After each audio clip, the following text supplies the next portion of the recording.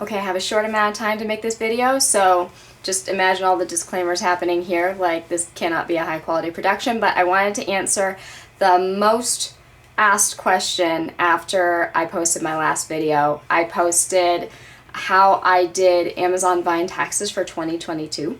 I said, please don't copy my example because this is a very unconventional way. After talking with a lot of CPAs, after talking with the IRS a lot, things were still very muddy and still very much a gray area, so I decided I'm going to kind of jump off the deep end here and do things the way that I think ought to be done, and it could come back to bite me in a lot of fees and interest, but because a lot of people are in this situation, people who are in Amazon Vine know what I'm talking about, then I wanted to give it my best shot. So I shared what I'm doing as part of a we'll see how this turns out sort of a thing.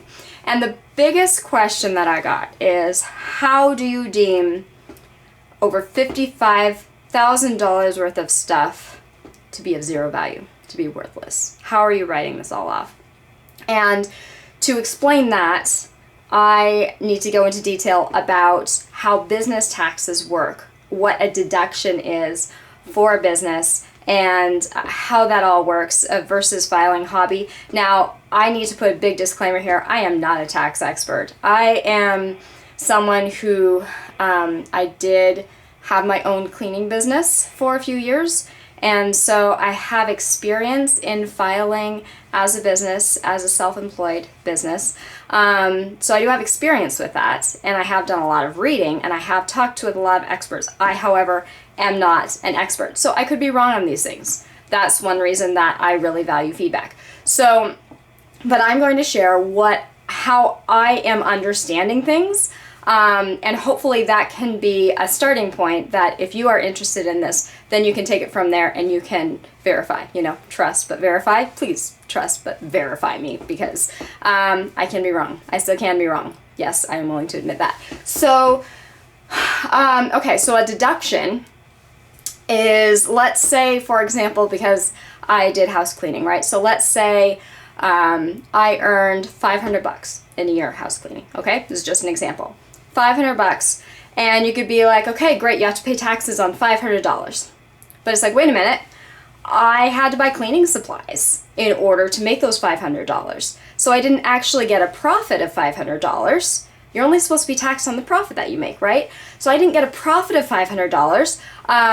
Let's say, for example, I had to buy a vacuum cleaner. Vacuum cleaners are essential for house cleaning. In fact, a lot of people set up house cleaning once their vacuum cleaner breaks and they don't want to buy another one. That's usually when they begin house cleaning services, right? So the most asked question I get is, do you have a vacuum cleaner? Because I don't. And so vacuum cleaner, absolutely essential to making that money. So let's say I have to spend $100 on a commercial grade vacuum cleaner, because if you're cleaning houses all day, every day, a lot of those ones that you just use occasionally, they don't hold up very well. You need a good one. So usually they cost more than $100, but this is for the sake of an example, right? So let's say I had to spend $100 on a vacuum cleaner. Okay, great. Well, now you have to pay taxes on that $400. And it's like, no, hang on. I had to drive to the client's houses. I had to pay gas in order to spend, in order to earn that $500, right?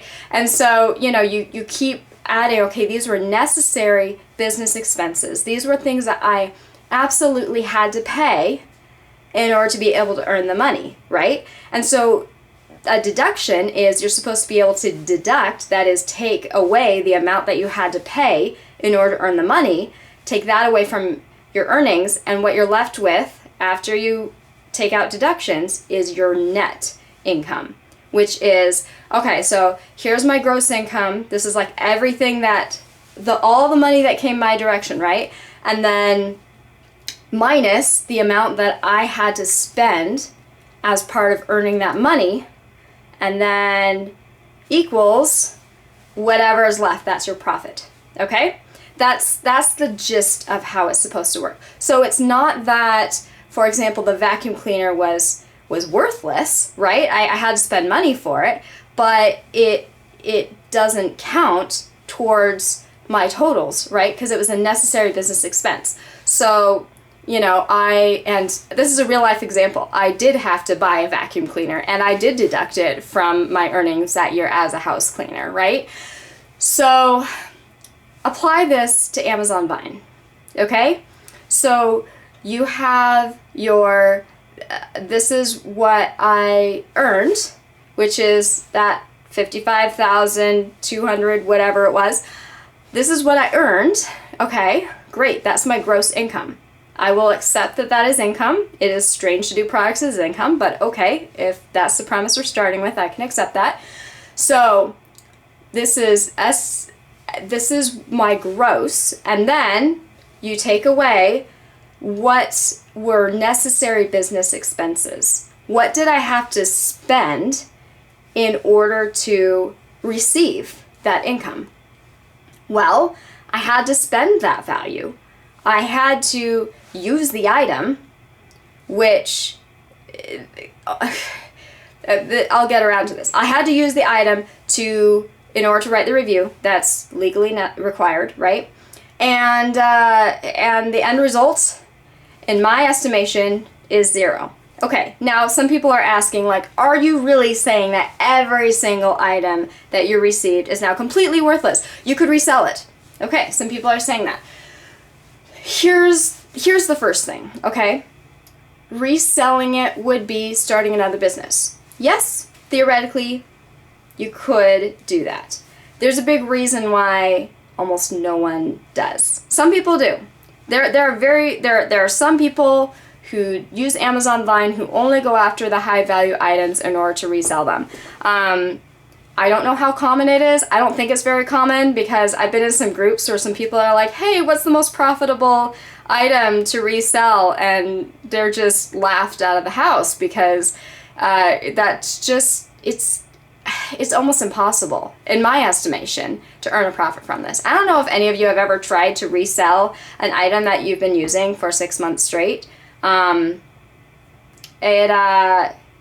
last time I tried to sell something, it was a baby swing that my toddler had used as a baby, right? And it took me 4 weeks of back and forth, and it was way more effort than it was worth. And I think it sold for something like $20. I'm like, I would have had more success working a minimum wage job for how much effort it was to sell something locally. That's just my experience. I know there are successful sellers of used items. However, they tend to pick items that have value. So I am using Amazon Vine as it was intended, which is, yes, occasionally some high value items come up, but for the most part, most of the items are not high value. Most of the items are the sort of things that you see at garage sale with a $1 or 10-cent sign, So and I'm not saying that that's what they were worth when I bought them, but it devalues it a lot. I mean, anyone want like a used dish drainer, How about a used mattress? Like what is these things worth? So that brings the second question, the question of depreciation. So the IRS has a thing for this.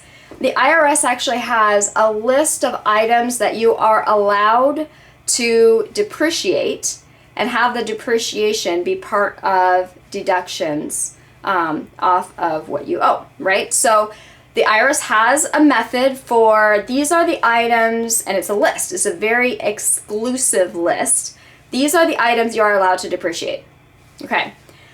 As far as I could tell, nothing that comes on Amazon Vine meets those requirements. It's things like farm equipment, like tractors and that sort of thing. I wish Amazon Vine had tractors. That'd be amazing, but they don't. So if the IRS wanted us to calculate a depreciation for, these household items that, a used curtain rod, like, does anyone want a used curtain rod? Like, you see those things for free off of Craigslist, and you see them at the dump, I'm not saying that a creative person cannot find a use for them. I'm just saying that according to what the IRS cares about, this is not, I don't even know if I could convince a pawn shop Oh, it's late, you guys. All I'm saying is, even though the stuff isn't completely worthless, in our society, it basically is. Okay, so here's the other thing. I am still using these things for business use. Now, this is the tricky thing here. Okay, this is where there's a gray area. The IRS doesn't like gray areas. I don't either. I mean, they exist in, society and everything, and I can accept that, and I can develop a sort of appreciation for them, but when it comes to taxes, again, everything's supposed to be black and white, right? So there's this big deal about business use versus personal use. And it's tricky because our business is reviewing items, which means we have to use them for personal use, personally use them in our personal lives in order to review them. So business use is personal use in this case. At least that's what I would argue. And so that's a big question mark, because what happens when I've had a Vine item for a year and I've been using it for a year and then it breaks on me? I'm going to go update that review, right? So I'm still using it for business use. I haven't like just used it once for business use and then now it's my personal use. It's an ongoing thing. What's a more helpful review? Someone who's just taken something out of the box and said, hey, seems high quality to me, or someone who says, I've been using this for 2 years straight and it's still going strong. I love this thing.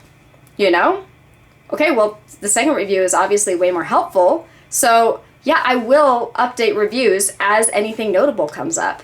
And so I'm still using it for business use. The only categories of things that I've got so far, business use, like still in use, or trashed because it was unsafe. For example, a baby walker that was very, very unsafe.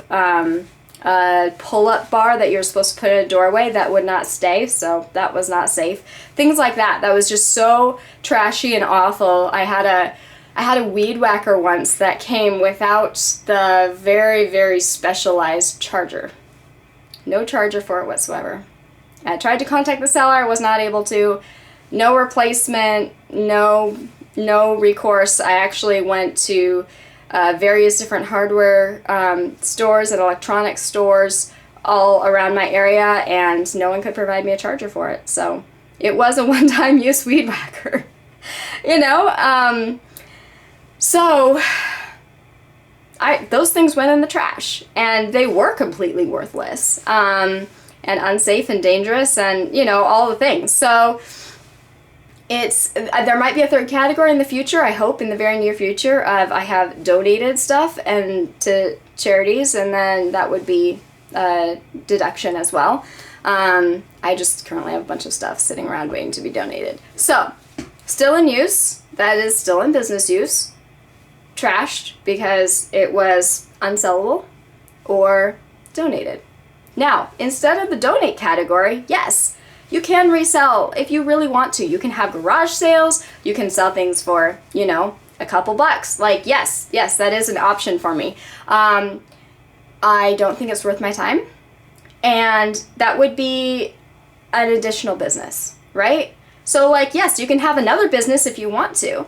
But this is the Amazon Vine reviews. That can stop there. It's okay to donate what you no longer need to charity, to trash things that are worthless, and the only other thing is still in use, which is still in business use, according to my reasoning. Now, other people might disagree. I don't know if the IRS will disagree. That is the big question. But I am not saying that what I've received is completely worthless. I'm just saying, remember, there's this deduction thing where this item, the value of this item, is a necessary business expense. So if we're going to count the value as income, we also need to count it as a deduction. That's all I'm arguing. So let me see. Let me read some of these comments. Okay, so some people have mentioned filing as hobby, and filing as hobby, they have removed the ability to do deductions. The reason for that is if you're doing something just because you love to do it and that sometimes makes you money, then you're very motivated to be like, oh yeah, I crochet and I sell some things, but then, I have to buy thousands of dollars worth of yarn, right? Like, I know you guys are terrible at winking. That's why it's supposed to be funny. But, it's like people are like, oh, I had to get this, just a necessary expense. Oh no, oh no, I didn't make any profit this year again. That's what they're trying to prevent, right? That's why you're not allowed to deduct hobby income anymore, because so many people were exploiting it. Whereas if you are running a true business where you're trying to make an income, then you're trying to keep business expenses low. You're trying to maximize your profits, right? So that's the big question. Do you file as hobby? Do you file as regular business? And again, it is kind of straddling the two, right? Because there is no way that you are going to make money off of Amazon Vine unless you are utilizing it in a way that you're really not supposed to, and gaming the system and making it unfair for everyone else. Yeah, that sucks. So don't do that. Don't be that person. So, yeah, you're not going to be making a profit. So some people are like, that settles it. That means you're filing as hobby. That means no deductions, right? So I would put forth a few things. For one thing, this is a contract, right, with a multi-billion-dollar company. So you have a contract. Who makes a contract to work for a multi-billion-dollar company for fun? How is that a hobby? Has anyone ever filed as hobby? I mean, I guess they have, because some people with Vine have filed for hobby, but I mean, you guys, I'm trying to understand, in any other context, would contracted work for a company as massive as Amazon especially be considered just something that you do for fun, And I mean, yes, the nature of it could be considered something you just do for fun. I would say it depends on how many things you order. When I was ordering 8 things a day for several months on end, then yes, it's as much work as a full-time job. But I was doing it to provide for myself and my family. And I want to circle back to one of the comments where someone asked if I am still ordering items from Vine as needed to help with my mental stability. So my mental stability is part of it. It is so good for my mental health to experience receiving items that I actually like. I'm in my 30s, and this is the first time in my whole life that I've had anywhere close to being able to, I guess, like, make an impulse purchase. That sort of a thing has just been completely, like, not a thing due to a lot of converging factors. So it's really good for my mental health, yes. But as you'll see, I really just need to make this tour video. But a lot of it is actually, I have a toddler, and he was a baby when I first got into Amazon Vine, which meant I needed a lot of things for babies and toddlers. And a lot of what I get is things like, I got a handrail for our outdoor cement steps because he cannot go down the steps without holding our hands because those steps are so dangerous and he has fallen down them. If he has a guardrail, then he's fine, but those steps do not have a guardrail, so I got a guardrail off of Amazon Vine. So, I got items to create a guest bedroom in our house so that a friend could come and stay with us because he needed a place to stay. So, that sort of a thing is, okay, don't diminish this down to just like, I'm just getting free stuff because it's fun and good for my mental health. There is that factor, for sure. Some of the things that I get, yes, I got a beautiful hummingbird feeder, and that makes me happy. So, yes, there is those things. And I also got some paper towel-like things because we need paper towels. It's actually a very high demand item on Amazon Vine. Just things like toilet paper and paper towels, those go so fast because everyone needs them, right? So this isn't just like, oh, just getting fun stuff. No, it's things like we need sunscreen and I got sunscreen. This is me providing for my family, is what I'm saying. So it's, and yeah, it is work. Depending on how much you order. If you order one thing every few months, I can see that being a hobby.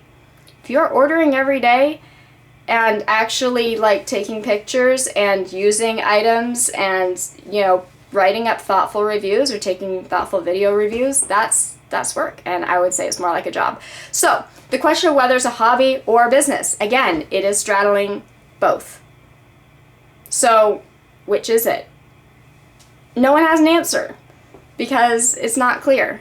I actually had I want to circle back to the business versus personal use. I actually had a CPA advise me that only use the item as much as you need to use it in order to write the review. Then, after you've written the review, put the item in its own designated spot in your house, like a whole closet. She was so naive. She didn't realize that Amazon Vine, like, no, the stuff I've ordered from Amazon Vine would not be in a closet.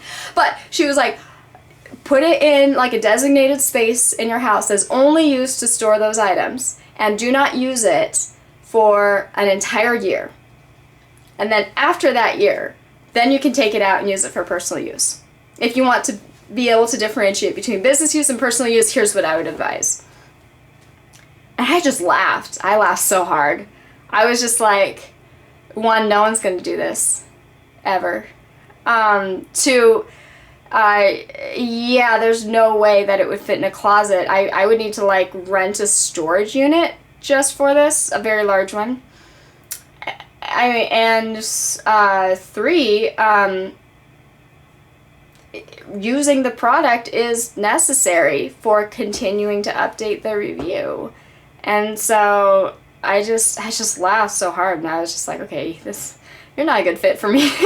And I'm not saying it's bad advice if you're just, you know, I don't know, maybe if you only order beauty products or something like that, you might be able to fit them into a smaller area, and maybe that sort of advice would work for you. But I mean, like, this is, you know, I got a tricycle for my toddler. He's gonna use that tricycle. I'm not gonna wait a year for him to outgrow it. So it's a lot to navigate, and I just wanted to explain that there's a lot of intricacies that went into me choosing to deduct the full amount. And that is that I am counting it all as business use. To people filing as hobby, yes, you could. I am filing as business, and I believe that it's legit to file as business when you have a contract with a multi-billion-dollar company. A signed, written contract, right? That's not hobby, in my opinion. If Amazon was paying us even the slightest amount of money, then that would help legitimize that it's a business. But the whole reason why they don't allow hobby deductions is moot in this case, because I am not deducting things because I feel like deducting them. I am not making big purchases because I feel like it, because this is a hobby and it's fun. I have no choice but to use the item in order to review it. So that's my case, I guess you could say. And I am definitely still benefiting from these products as I continue to use them and update my reviews accordingly. So yes, it is still business use, in my opinion. And I am very curious to hear your thoughts on that matter. So I hope this hasn't been too painful to sit through. I am very sleep deprived, but I just wanted to get this out there. Thanks for hanging with me. Take care.